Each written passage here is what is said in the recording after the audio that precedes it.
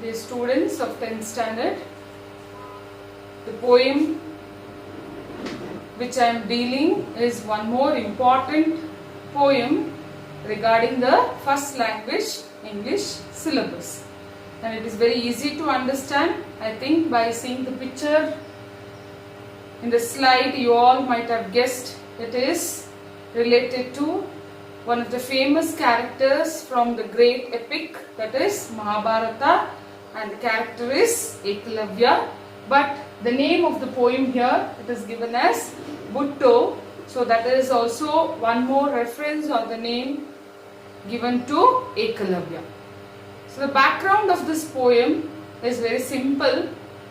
Ekalavya is a personality or a character who was very much interested in archery. He was well versed in archery because he belongs to one of the tribes of hunters, that is Nishada.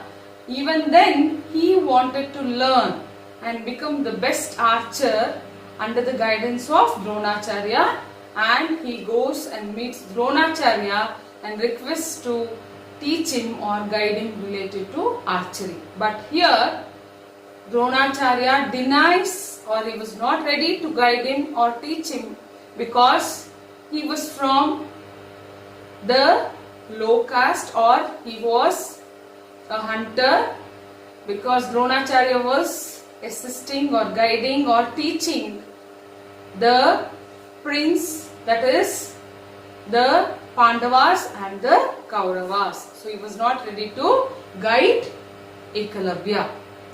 But even then Ekalavya considers Dronacharya as his guru.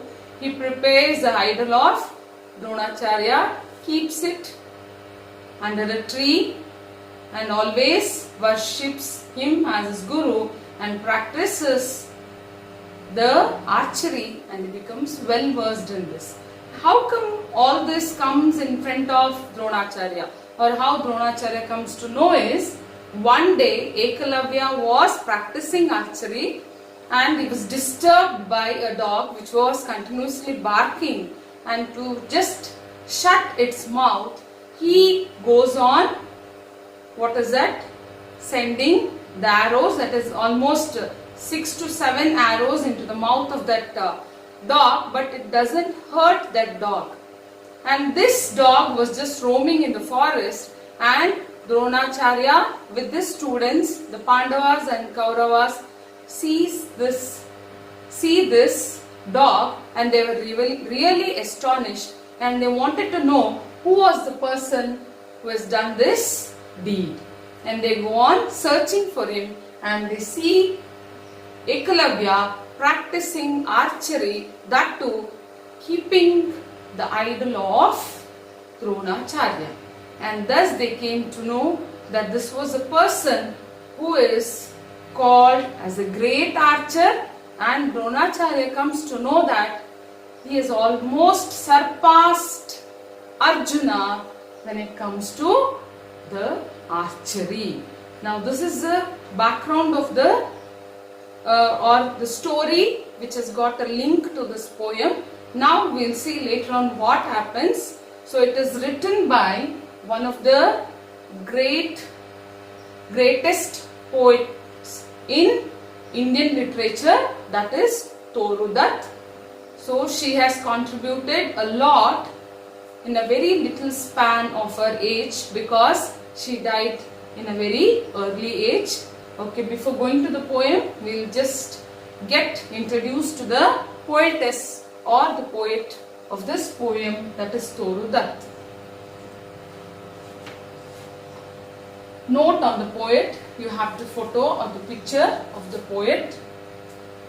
Toru Dutt was born on March 4th, 1856 in Bengal, and she died on August 30th, 1877. So this is what I told. In an early age she died, but only in that span of her life she has contributed a lot to the Indian literature or to the English literature. In the prime of her youth at 21, that is her age when she died. She is often called the Keats of Indo-English literature. So Keats also is one of the greatest writers or the poet when it comes to English literature. So she is referred as the Keats of Indo-English literature. She was a natural linguist, means naturally she was very good in languages, and in a short life became proficient in Bengali, English, French, and later on Sanskrit. She left behind an impressive collection of prose and poetry. Her two novels, The Unfinished Bianca or The Young Spanish Maiden, written in English, and Les Journal de Mademoiselle de Hervers, written in French, were based outside India with non-Indian protagonists. Her poetry comprises a chef gleaned in French fields, consisting of her translations into English of French poetry. So she used to translate the poetry or the poems from French to English, and ancient ballads and legends of Hindustan, which compiles translations and adaptations from Sanskrit literature. So from Sanskrit literature also she used to translate into English. So this, what is it, Bhutto, it is also the translation from Sanskrit. Her collection of Sanskrit translations, ancient ballads and legends of Hindustan was published posthumously in 1882. So the meaning of the word posthumously is after the death. So that is, after she died, it was published. But even now, very well known writer, and most of the time the poems written by this famous poet is included in your syllabus, not only in 10th standard, even in other classes, even in the degree level. Okay, now I'll read the poem. One thing what you have to observe here is you have archaic English, means the traditional or olden English. As I told you, it has been translated from Sanskrit also, and just follow the pronunciation, but easy meaning. It is very easy to understand and you will come to know the meanings very easily. O Master, unto thee I came to learn thy science. Name or pelf I had not, so was driven with shame. And here I learn all by myself, but still as master thee revere. So here unto means I came to you. Thee is you. I came to you.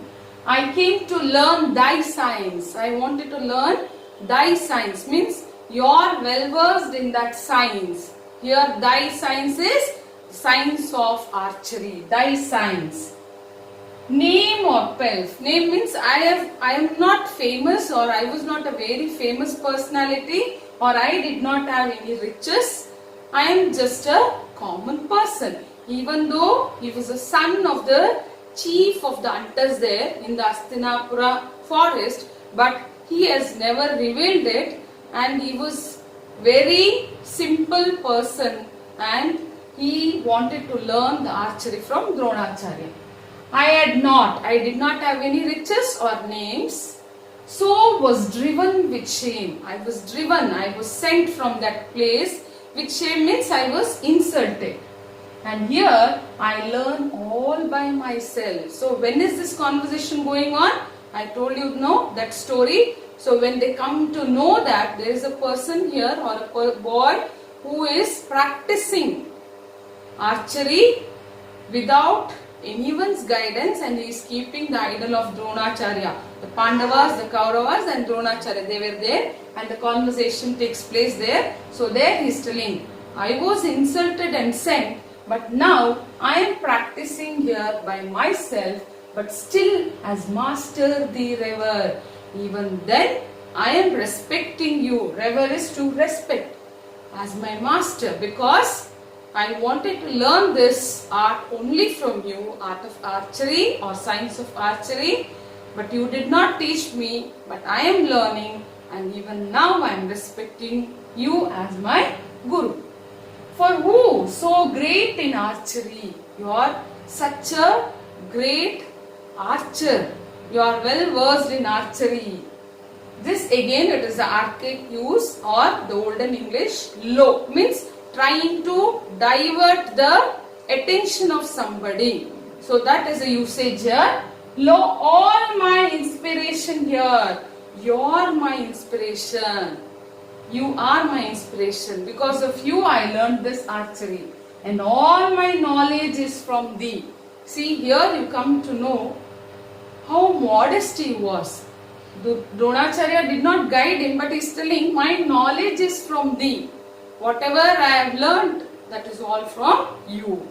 If I am master, how thou hast finished thy course, give me my due. Even after listening to the words what Ekalavya has spoken, he was so simple, his simplicity, his self-help and modesty. Even after seeing and listening to all those things, Dronacharya was not at all bothered. He was just trying to talk in whatever way he wanted. So even now he is dominating. Even though he came to know that Ekalavya has gained that knowledge, he has become a well-versed archery. What is he telling?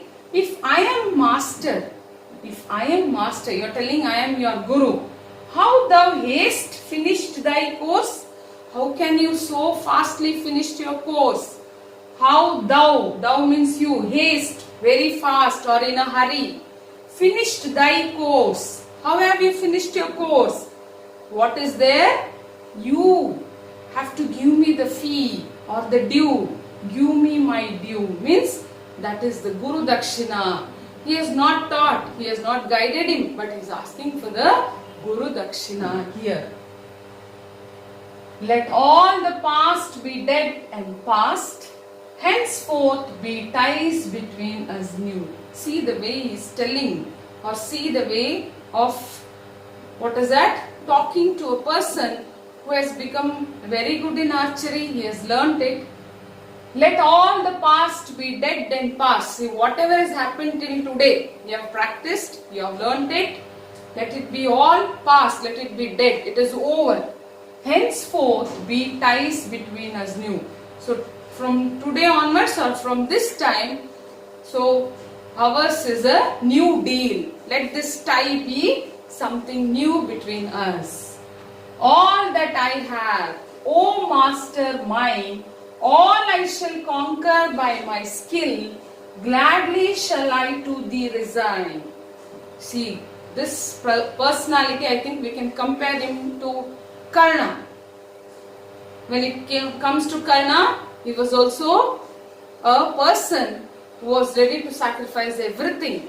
So here, he is telling, all that I have, already I possess something, all that I have, which is called as mine, master, which is mine. All I shall conquer by my skill. I can conquer a lot because of my skill. Gladly shall I to thee resign. Happily I am ready to give it to you. Resign is to offer you. So what I have, what I can conquer because of my skill, everything I am ready to give it to you. Let me but know thy gracious will. Is it a promise? Hey, I swear so long as I have breath and life. So he is telling, even though I am ready to give everything, but I want to know your gracious will. He is asking the Guru, Dronacharya, I will give everything, but if you have any gracious will, do you want particularly something? You can ask it. Now see how cunning, or you can even tell as a Guru, actually he is not supposed to expect all those things, but he is asking there, is it a promise? Dronacharya is asking, are you promising me? So what is Ekalavya or Bhutto telling? Yes, I swear, so long as I have breath and life. I swear means I make a promise as long as I am living. That is, I have breath and life. I am ready to give. To give thee all thou wilt. So he is telling, I am ready to give you to give thee all thou wilt, all that you want. Wilt is the wish. Now again Dronacharya is warning him. Beware, rash promise ever ends in strife. See, beware. You are rashly making a promise. You are hurriedly giving me a promise. So that will always end in strife. Strife means it will put you into trouble. See, all the lines in this poem, it's a conversation between Dronacharya and Ekalavya. They are all important to your answer to the contest. So be very thorough with the lines. Okay, we'll see the next paragraph. Thou art my master, ask, oh ask, from thee my inspiration came. So this fellow very happily is telling his guru, thou ask my master, whatever you want, ask me, because you are my inspiration. From you I got the inspiration to become the best archer. Thou canst not set too hard a task. See here, so much of belief on that guru. He is telling, I know you cannot ask or you will not set a task that will be very severe or that will be very hard. I know you will never put me into trouble. So much of belief in the guru. Nor ought refuse I free from blame. So you will also not put me into trouble. I will also never refuse you. Whatever you will ask, I am ready to give. And he is also telling, you are free from blame. I will never blame you that you asked something that disturbed me or that has put me into trouble. I will never tell that. So much of belief, respect. That is what is a personality of Ekalavya. If it to be so, see, now you will come to know the reason behind the compensation or the Guru Dakshina what Dronacharya is asking. Arjuna, hear. Arjuna and the youth were dumb. For thy sake, loud I ask and clear, give me, O youth, thy right and thumb, promised in my faithfulness. See, now Dronacharya is telling, is asking Arjuna to hear or listen, and is also telling all the other who are there, the Kauravas and Pandavas, to listen, and they were all dumb. What is this Dronacharya is trying to tell? For thy sake. For whose sake is he asking this Guru Dakshina? For the sake of Arjuna. For thy sake, loud I ask and clear, means I am expressing in front of everyone loudly. I am asking it. I am clearing it. Give me, O youth. So who is this youth here? It is Ekalavya. Thy right and thumb. For the sake of Arjuna, Dronacharya is asking this compensation, that is the right hand thumb. I promised in my faithfulness. So Dronacharya had promised Arjuna something. He had so much of faith in Arjuna. So he had promised Arjuna that there will be no one or there will be no person who will be superior than Arjuna when it comes to archery. So he will be the best archer. That was the promise given by Dronacharya to Arjuna. Now Dronacharya has come to know that somebody has surpassed Arjuna when it comes to archery. So that's why, what does he do? He wanted to keep up the promise that he has given to Arjuna. That's why he is asking the right hand thumb of Ekalavya. See how much of, you can just tell that selfishness, or he somehow wants to fulfill the promise that he has given to Arjuna, and he asks Ekalavya the right hand thumb. Very important one mark question where you have tried right hand thumb itself, because without right hand thumb it is very difficult to be the best archer or to use the bow and arrow. No equal ever shall there be to thee, Arjuna, and I press for this sad recompense for thee.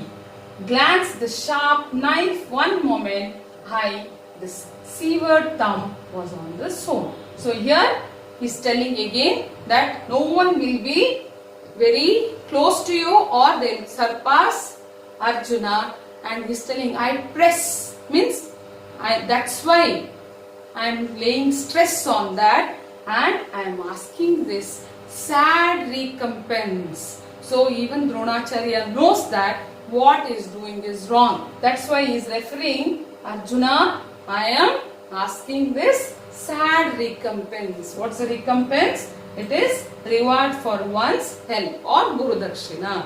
So only for the sake of Arjuna, he asked this recompense. For this sad recompense, for thee, only for yourself. The minute he stopped telling that, what did Ekalavya do? Glance the sharp knife one moment high. So he had a sharp knife, he just saw at it, glanced at it. The severed thumb was on the sword. The minute he observed that knife, he just cut off his thumb, and that thumb was on the sword. Sword is a area which is covered with greenery. Severed is cut. So sword, a place of earth with grass growing on it. So he did not think for a minute. He just cut off his finger, that thumb finger, and that was there down on the sword. There was no tear in Bhutto's eye. He left the matter with his God. For this said Dronacharya. So again, last concluding lines, very important. Fame shall sound thy praise from sea to sea, and men shall ever link thy name with self-help, truth and modesty. So here, there was no tear in Bhutto's eye. Happily, he gave that Guru Dakshina to his Guru and left everything to God. Because so much of dedication he had, and he always honored or revered his Guru.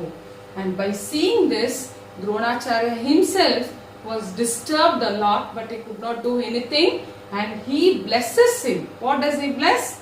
Fame shall sound thy praise from sea to sea. Means what type of student you are, what personality you are, that fame will be spoken everywhere, shall sound.